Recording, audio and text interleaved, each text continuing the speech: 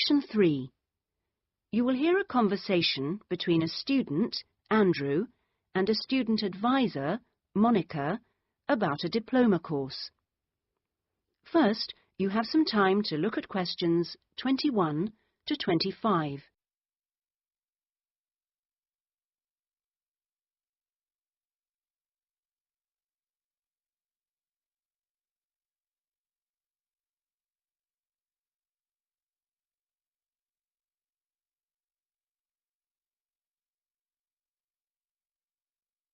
Now listen carefully and answer questions 21 to 25. Excuse me, I was told to come here for advice about management diploma courses. You've certainly come to the right place. Hi, my name is Monica. Nice to meet you. My name is Andrew Harris.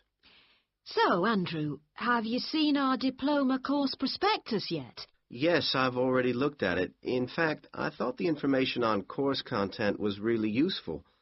But I'm afraid I'm a bit confused by all the different ways you can do the course. Full-time intensive, part-time, and so on. Mm-hmm. Well, let's see if I can help. I think each course type has its advantages and disadvantages, so it really depends on you, your own study habits, and your financial circumstances, of course. Are you working at the moment? Yes, I've been working in the administration section of the local hospital for the last 3 years. Mm-hmm. And before that, I worked in the office of a computer engineering company for 2 years. So I've got about 5 years of relevant work experience. Mm-hmm. And what I'm hoping to focus on is personnel management. I see. And are you planning to leave your current job to study, or are you thinking about just taking a year off? I want to know what my options are, really. I don't want to quit my job or anything, and my employers are keen for me to get some more qualifications, but obviously it would be better if I could do a course without taking too much time away from work. Right. So you don't really want to do the full-time course, then? No, not really.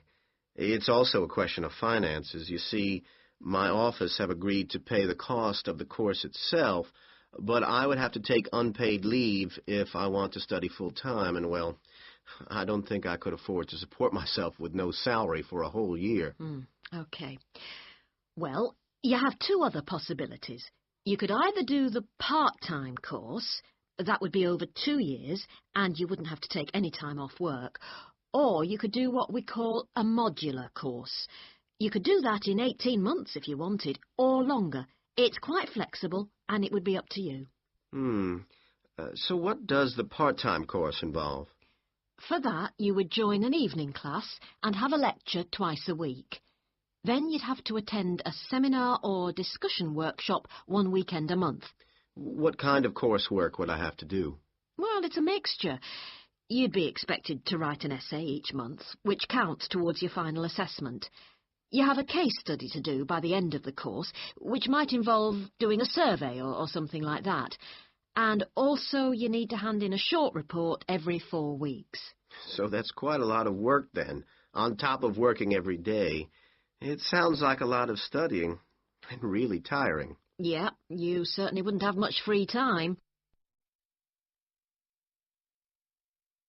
Before you hear the rest of the conversation, you have some time to look at questions 26 to 30.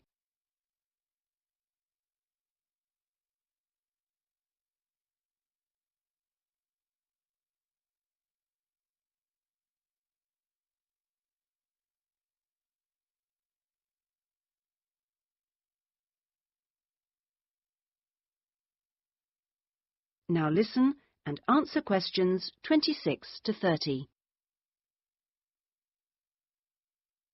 What about the modular course? What would I have to do for that?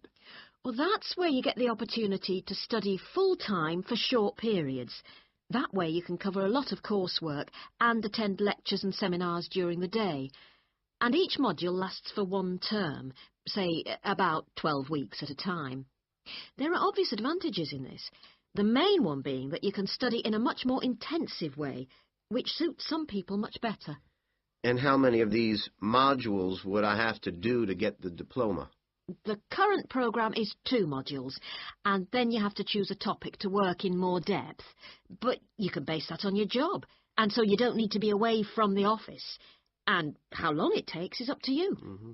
The important thing is that you don't have to study and work. You can focus on one thing at a time. Yes, I can see that. It certainly sounds attractive. It would be more expensive, though. I mean, I'd have to support myself without pay for each module. That's true, so that might be a problem for you. Look, why don't you talk this over with your employers and then come back? That is the end of section 3. You now have half a minute to check your answers.